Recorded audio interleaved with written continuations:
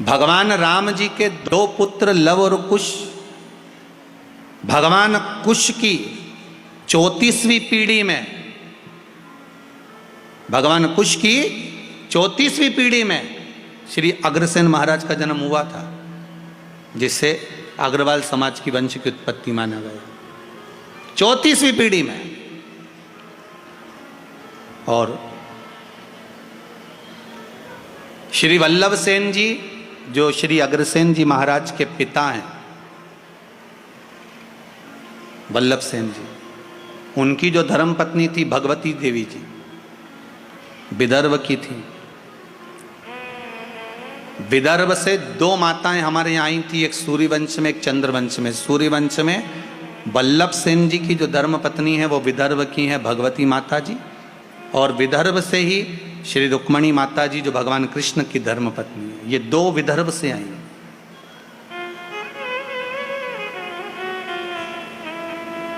सिरसा हरियाणा से, प्रतापगढ़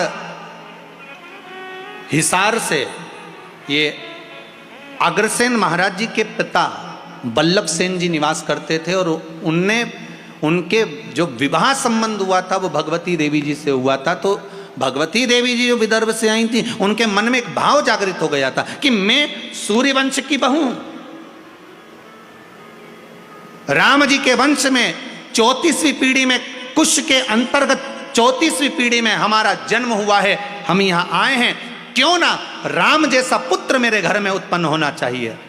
तो उन्होंने वल्लभ सेन जी से निवेदन करा था कि मेरे गर्भ से जो संतान हो वो भगवान की भजन करने वाली और जगत का कल्याण करने वाली हो, ऐसी कोई संतान हो। तो भगवती देवी जी ने जब अपने पति वल्लभ सेन जी से निवेदन करा, तो वल्लभ सेन जी ने कहा एक काम करना, शिव की आराधना करना, शंकर का भजन करना।